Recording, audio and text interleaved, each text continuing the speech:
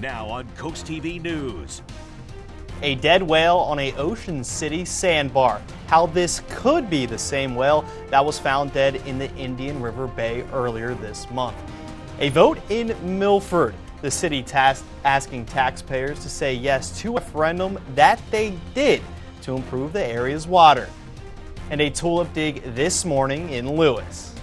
And the storms have exited the coast. Winds are beginning to pick up across the area as skies clear. We're in for a mostly sunny but windy Sunday. I'll have the latest on how high those winds will go and when a taste of summer arrives back to Delmarva coming up. This is CoastTV News at 11. A dead whale in a sandbar on Ocean City today. Good evening, I'm Brandon Ferguson. Welcome to Coast TV News at 11. We begin tonight with that dead whale in Ocean City. And this whale was first documented by local fisherman Scott Lennox, who took this video on your screen now. Lennox says this whale was off a sandbar in the Isle of Wight near 16th and 17th Street. Coast TV has reached out to the National Aquarium Stranding Response Team and the Maryland Department of Natural Resources, but has not heard back yet. And there's been multiple whales washing up along the coast so far this year. On your screen now is a humpback whale that washed ashore the Delaware Seashore State Park on March 12th. The 14-ton juvenile female measured just over 30 feet long and was buried. And Mayor says burying a dead whale helps the ecosystem and allows other organisms to feed on it. And now on your screen was a whale found in the Indian River Bay at the beginning of this month. Mayor said the whale was about 35 feet long, and this is important to note. This whale was never towed in, and that's why fisherman Scott Lennox says this whale could be very well the whale that was discovered today, decomposed in Ocean City. And for a full breakdown of this whale washing up in Ocean City and the previous whales along the coast, you can visit our website, coasttv.com. Voters in Milford have approved a major water infrastructure proposal in the city's referendum.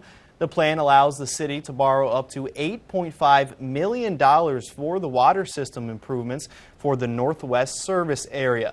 Unofficial results posted by the city show 135 votes in favor and 21 votes against. The City Board of Elections will clarify these results and submit them to the state on Monday. This just in, Fenwick Island officials say power is out throughout the town following reports of downed wires and a blown transformer near the area of Candy Kitchen. Delmarva Power has been notified and is en route to assess and restore service. Drivers are urged to use caution and follow detours. And you may remember last August we covered the tragic story of Thomas Barry, a volunteer firefighter for the Georgetown Fire Company and also the Ellendale Fire Company. Barry died when a utility pole snapped and bringing down electrical wires while he was helping a driver who crashed. And now on your screen was a bench made to honor the loss of Barry. The Georgetown Fire Company saying in a Facebook post, quote, "Let us continue to remember Thomas Barry and honor all of those who have made the ultimate sacrifice in the line of duty. Their bravery will never be forgotten," end quote. And the weather was good this morning in Lewis, and volunteers were up early for the city's tulip dig.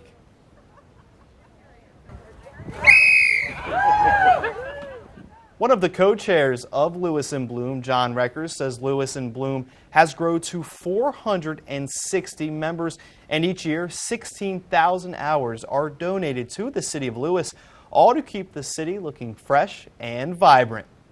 We'll plant about 1,000 to 2,000 annuals in this garden. Lewis and Bloom is here to provide beauty for the city of Lewis and keep its native heritage going. Staying in environmental news, lanternflies are hatching across Maryland, according to the Department of Natural Resources and the Department of Agriculture. The invasive insects were first seen in Charles County, with new sightings in Annapolis and other areas. Officials warn that lanternflies can harm trees, plants, and crops. And officials are urging residents to check vehicles and gear when traveling. And if you spot one, you're being asked to report it and upload a photo to the state's online reporting site.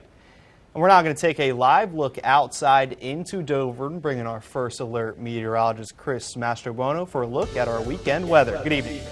Good evening, Brandon. Yeah, we had quite a potent storm that pushed through southern Sussex County, Fenwick Island, Bethany Beach at around 8:30. We had a severe thunderstorm warning on that, producing upwards of 60-mile-an-hour winds, some pea-sized hail. It was a quick mover, exited the coast around 8:30, and now we're beginning to dry out. Some of those areas, in fact, Dagsboro picked up over an inch of rain. We saw scattered showers and storms. The cold front is pushing through. Cool, drier air is beginning to filter into the region. You can see we are now in the 50s after seeing highs near 80 today. Look at the air back off to the west. We're down into the 40s across portions of West Virginia and western Pennsylvania. Right now, one of the mild spots, Ocean City, coming in at 61 degrees. You can see temperatures away from the coast, 59 Dagsboro, we're at 58 Georgetown, 60 in Milton. But those winds, yeah, we're gusting up to 28 in Millsboro, 25 in Ocean City, 25 in Indian River Inlet, and those winds are going to be picking up even higher as we go throughout the day tomorrow. But the good news is, bright blue skies will be back, plenty of sunshine, those winds gusting upwards of 40 miles an hour, and it's going to trend even better as we push into Monday, Tuesday, and Wednesday, as we're going to be trending back into the lower 80s. Tomorrow we start off in the upper 40s, quickly warm into the 60s by around noon, and will likely top off around 70 degrees. We'll talk more about those 80-degree temperatures in the 7-day forecast coming up a bit later on. Brandon. Thank you, Chris. And now to a murder investigation in Wicomico County. On your screen now is the 200th block of Camden Avenue in Fruitland. That's where Maryland State Police found a 27-year-old man dead in a home last night. And here is what we now know. Maryland State Police arrested Brant John Roberts, who now faces first and second degree murder charges. Roberts is being held at the Wicomico County Detention Center. As the investigation continues, it is led by the state's police homicide unit. And late last night in Somerset County, there was a chicken house fire resulting in $150,000 in damages. On your screen now is that chicken house. And the office of the Maryland State Fire Marshal says no chickens were in the house at the time because it was in the process of being cleaned. And the cause of the fire is still under investigation. And on your screen now are the weekly protests on the side of Coastal Highway in Rehoboth Beach from indivisible southern Delaware. Organizers say they had around 450 people protesting today against the Trump administration and Elon Musk. And some Americans are still dreading recession and rising inflation.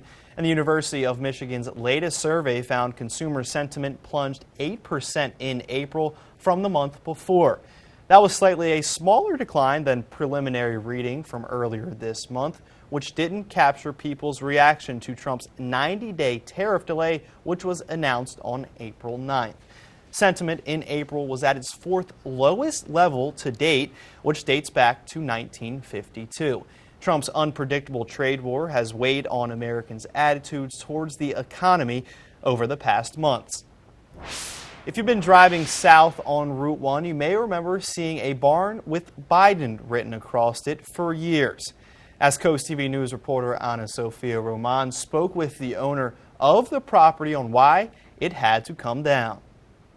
Driving up and down Route 1 by the Argo Corner area in Lincoln will look different now. The well-known Biden barn is demolished. Owner and Delaware Secretary of Agriculture Don Clifton says the iconic structure was built in the 1920s as a dairy barn, well before its popularity. As small dairies became financially unviable, barns like this became less and less useful, and so eventually came time to take it down, but I delayed it for quite a number of years. Another reason for demolition was the need for more space to fit their large equipment. Clifton says in October 2020, he came up with the idea of painting the Biden name on the northern-facing wall of the barn. I did it because I appreciated Joe Biden for the service that he had already provided the country and the state of Delaware. Clifton tells me all the demolition should be completed by the end of the week. Drivers like Barbara Woods says it's sad to see it go. The Biden barn, oh my God, I'm going to miss it. I used to look forward to coming into Delaware when I first moved here and seeing it. Others like Charlotte McCafferty say it was just Tuesday when she last drove by.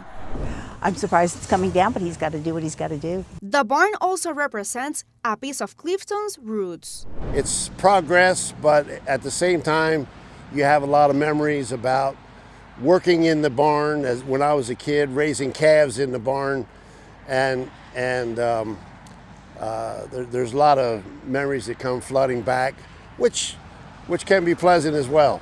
An iconic barn in Sussex County, now gone, but still remembered by many who passed it. In Lincoln, Ana Sofia Roman, Coast TV News. Clifton says the construction of the new storage building is expected to begin during their off-season in probably 8 months. And farther down Route 1 near Slaughter Beach, you may have seen this old brown farmhouse. The over 100-year-old house is being demolished this year. The man who leases the property says it's just too old for repair, and the produce stand on the land is fully being revitalized with a goal of being open by this summer. Well, grab the sunglasses tomorrow in Cambridge and Crisfield. Plenty of sunshine. Temperatures getting right around the 70-degree mark, but it is going to be a windy day on the bay with some gusts upwards of 40 miles an hour. I'll let you know how long the windy conditions will stick around in my full forecast here in minutes. But first, a full breakdown of all the top stories that happened on Delmarva this week. We'll be back in just 60 seconds. From demolition in Rehoboth Beach to Dewey Beach breaking ground on a new town hall. There was a lot going on this week here on the coast, and Madeline Overturf has a look at our week in review. Monday, it was time to start the teardown. Demolition of the old Grotto's Pizza on the boardwalk started in order to make way for a new hotel. Tuesday, the Milton Planning and Zoning Commission gave preliminary approval to build a Dairy Queen and Dunkin' Donuts on Broadkill Road. Wednesday, the Biden barn on Route 1 was torn down. The property owner says the landmark was falling apart and had become unsafe. Thursday, Clear Space Theater gave a presentation to Lewis City Council. The theater says it must expand out of its current Baltimore Avenue area and is considering elsewhere in Rehoboth or possibly Lewis. Friday, Dewey broke ground on its new town hall complex. Once complete, Dewey will have its first EMS station in town. Construction set to start May 5th. For your week in review, I'm Madeline Overturf. We're just getting started here on Coast TV News at 11. Pope Francis laid to rest. Leaders from across the world gathering to honor the life and legacy of Pope Francis. And we'll be about 10 degrees cooler across Delmarva tomorrow for your brunch plans. Well, we're looking pretty nice. Mostly sunny skies, temperatures beginning in the 50s at around 9, eventually topping out in the upper 60s to right around that 70-degree mark. We'll talk about the return of summer-like temperatures in that 7-day forecast when Coast TV News at 11 continues. Well, hope everyone's weekend is going fantastic. We were a bit unsettled today across Delmarva, beginning with some rain, and then we had some severe storms, an isolated severe storm in southern Sussex earlier this evening, but all that has since cleared out and we are cooling down. We're at 58 right now in Salisbury as the winds are beginning to pick up and skies are beginning to clear. Well, you could see picked up a quick inch and 1.13 tenths there in Dagsboro, Gumboro picking up nearly an inch, and that was all from that cell that produced the severe thunderstorm. And you could see it here, came ashore across the bay and then quickly tapped into some unstable air in the southeastern portion of the county, producing some gusty winds and some pea-sized hail, but that has since pushed off as the cold front is slicing through the area. Winds are shifting out of the northwest, high pressure is building in, and we're seeing much drier air begin to filter into the region. Temperatures right now are holding at 61, Rehoboth 60, Bethany Beach, we're at 59 in Milton, 57 in Seaford, and we're at 56 in Bridgeville. But the story really over the next 24 hours is really going to be the winds. 29-mile-an-hour gusts there, Indian River Inlet, 25 Ocean City, 24 in Millsboro. 79 was our high today, believe it or not, even with the lack of sunshine.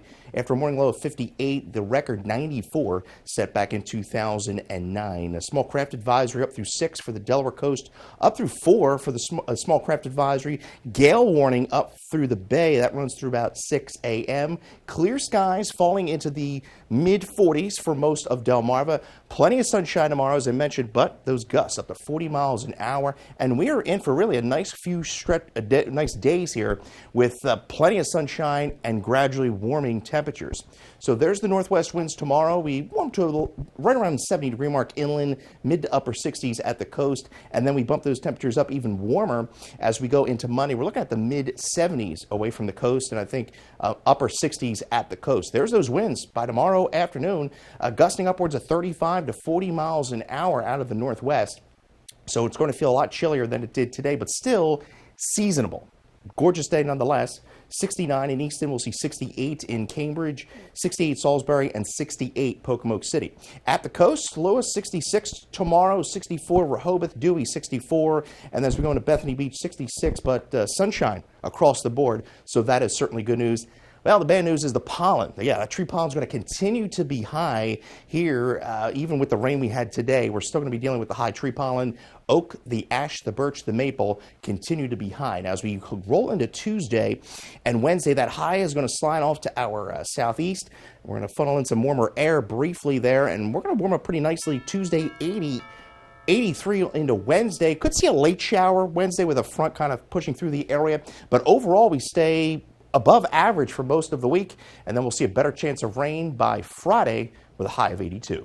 Thank you, Chris. Today, the world said goodbye to Pope Francis in a funeral mass in the Vatican's St. Peter's Square that was crowded with the faithful. Heads of states from around the world, including President Trump and former President Biden, were in attendance. NBC's Alice Barr shows us more. Good evening. It was a beautiful day to say goodbye here in Rome to Pope Francis as hundreds of thousands crowded into St. Peter's Square behind me and along the route of a remarkable procession through the streets of Rome, passing landmarks like the Colosseum in this city where the ancient and the modern mix. Fitting for a pope who sought to move the rites and traditions of the Catholic Church into the modern world to make the faith more accessible to people. Remembered throughout his funeral for his outreach to the poor and disenfranchised and his vision for a church capable of bending down to every person that engaged so many around the world. His love for the poor was really beautiful, and his just immense humility as a pope. The compassion, the peace, love, and joy that he gave to everyone in the world was just amazing. He was also a pope who engaged in global society and to the end pushed for peace, especially in Ukraine, likely inspiring this surprising moment today when President Trump and Ukrainian President Volodymyr Zelensky sat down together inside St. Peter's Basilica for brief talks on ending Russia's war on Ukraine. Never afraid to break tradition, Pope Francis did so again today, with that procession leading to his final resting place outside the Vatican walls for the first time in more than a century. The Pope's chosen resting place, the Basilica of St. Mary Major, where he so often came to pray, and where the cardinals are set to pray tomorrow over the simple marker he selected as they prepare to decide on his successor in their upcoming conclave. At the Vatican, Alice Barr, NBC News. Coming up next, measles vaccine rates and more health news next on Coast TV News at 11. In your health news tonight, measles cases continue to rise across the U.S. And a new study released this week finds the U.S. could face millions of measles cases in the next 25 years if routine vaccine rates continue to drop. Jen Sullivan looks at the numbers and the urgent call from medical experts. Nearly 900 confirmed measles cases have been reported in the U.S. so far this year, according to the U.S. Centers for Disease Control and Prevention. That's more than 3 times higher than all of the cases reported in 2024. Measles is one of the most contagious diseases in the world. At least 3 people have died from the disease this year. And while the vast majority of cases have been linked to an outbreak centered in Texas, 29 states have reported at least 1 case. Any child who dies from a vaccine-preventable disease is a tragedy. Medical experts say the best way to protect yourself is to get the MMR vaccine. The first dose is generally given to children ages 12 to 15 months and is 93% effective against measles. The second dose is given to kids between 4 and 6 years old, is 97% effective. But routine childhood vaccination rates have been declining. And if that trend continues, measles could become endemic in the U.S., according to a new study. This is why it takes herd immunity. It takes up to 95% of people in a particular region having immunity to measles in order to prevent it from spreading. The study found that if MMR vaccine rates drop by 10%, we could see more than 11 million cases by 2050. But if the MMR vaccine rate increases by just 5%, cases would be around 5,800 by 2050. That's why medical experts are urging people to get the vaccine. I'm Jen Sullivan reporting. We now take a live look into Ocean City, and after the break here on Coast TV News at 11, we have a final check on your forecast. Each Friday, you can cheer up with a weekly dose of local good news from Coast TV. You can sign up now for our Feel Good Friday newsletter at coasttv.com/sign-up. Well, we had those downpours in Ocean City just a few hours ago. Still on the mild side there, temperature 60 there, but you notice the winds have shifted out of the northwest about 21 miles an hour, and that's going to allow for some cooler air to work in. 47 overnight with clearing skies, gusts upwards of 30 miles an hour. Plenty of sunshine tomorrow, 70 degrees. Windy day, though. Gusts upwards of 35 to 40, and we're even milder into Monday, pushing the mid-70s. Winds will be subsiding, and we're even warmer into Tuesday. Get your forecast anytime by dialing the First Alert Weather Phone, sponsored by Broxton Mandalas Federico. We're up to 80 on Tuesday, 83 Wednesday. Now, front's going to kind of sag through the area on Wednesday. Could see a late shower or storm. Better chance of rain, I think, comes Friday with another front, 82. But a warm week overall, and next weekend looking pretty nice too, with temperatures in the lower 70s and mostly sunny skies. Thank you for that, Chris, and thanks for joining us here for Coast TV News at 11. For more news and local weather, download our Coast TV News app. Saturday Night Live starts right now. Have a great night.